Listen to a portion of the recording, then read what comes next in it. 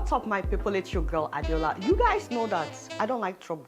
I mind my own business. Election is over. People have moved on, but not my uncle.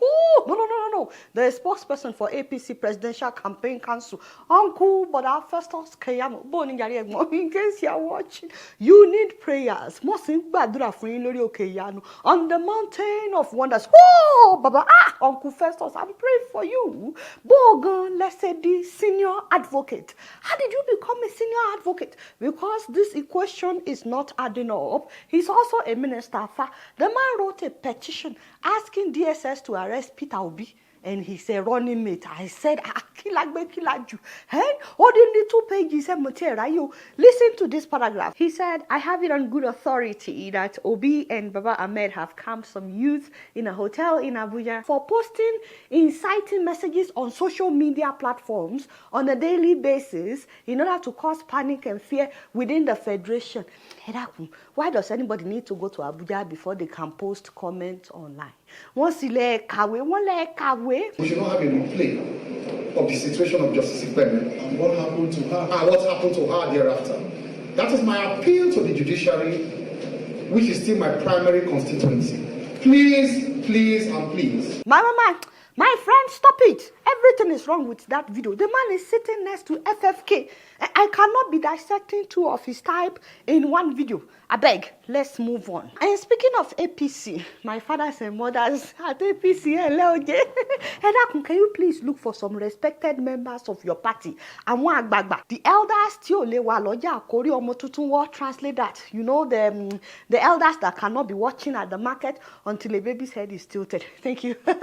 Please, you need to visit my father, Uncle Bayo Honanuga, the chief spokesperson for President-elect Bola Ahmed Tinubu. That in case you are watching, it might be no teen anymore. Say they should please visit my father to know who has been preparing his food, because I'm afraid that someone is putting something in my father's food. No, for real. Did you guys see his tweet? Forgive me, but I have to read it. He said, all those sons of bitches tweeting with the hashtag Tinubu the drug dealer, Tinubu for prison, your days are numbered. I said, one day you will face the wrath of the law and of God for tweeting malicious falsehood about Nigeria's president-elect.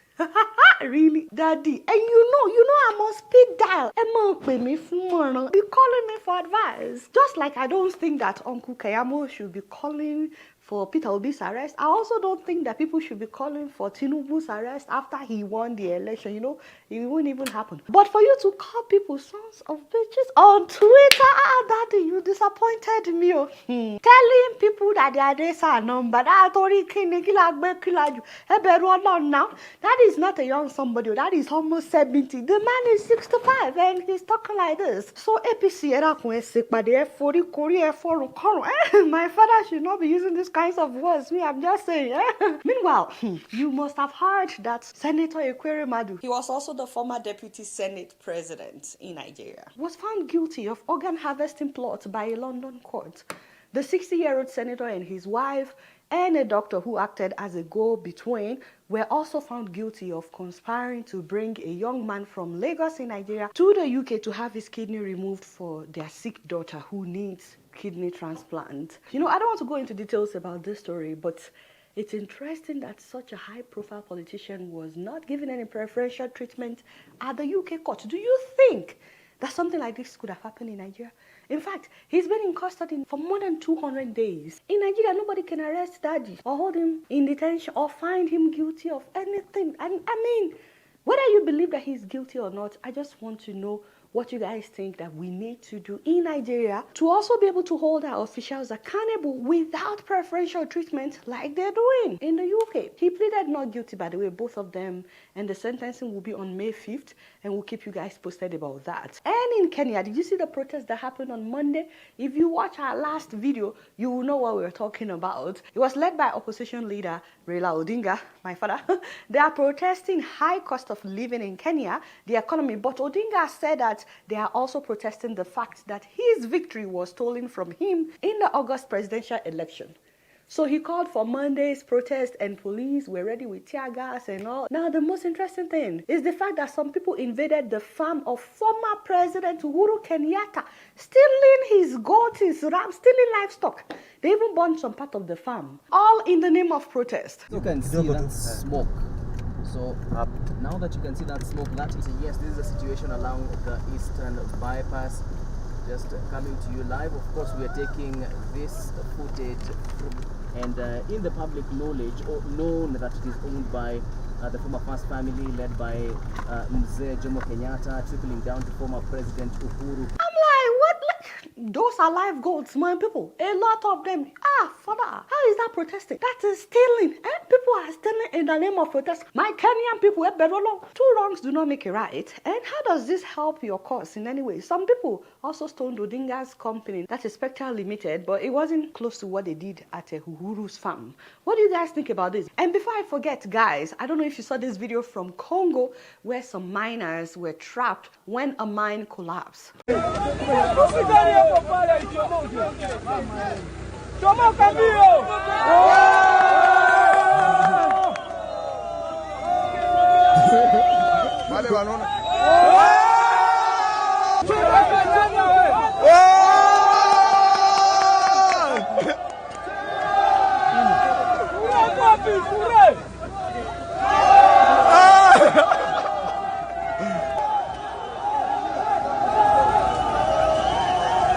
Wow.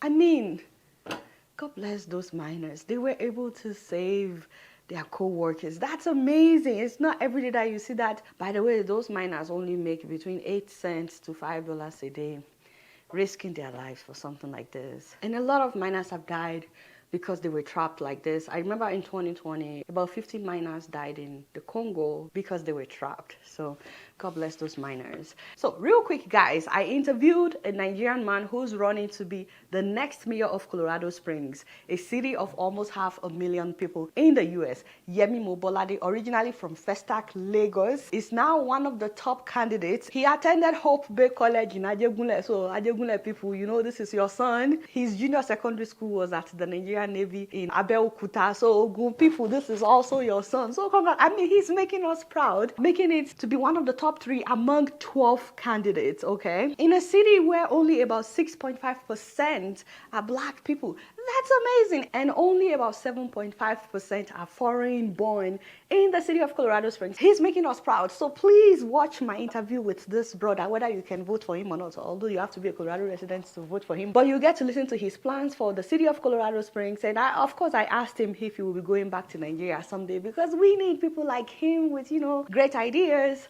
And you will get to see his response in the video. You can also find him on all social media platforms. So please say hi to him as a way of encouraging him on Instagram, on Facebook, Twitter. He goes by the name Yemi Mobolade. Please give him some kind of encouragement. I think we should encourage more participation in local politics. Did you guys click the thumbs up button yet for this video? Like, for real, I'm sure you enjoyed it. All right, y'all, it's been real, and I'm keeping it right up in here. Don't forget to follow me on Facebook, Twitter, and Instagram. And if you're yet to subscribe to my channel, I'm watching you on Plasma TV. Press the subscribe button and the bell button. Until next time, I'm gonna see you all later. Peace out.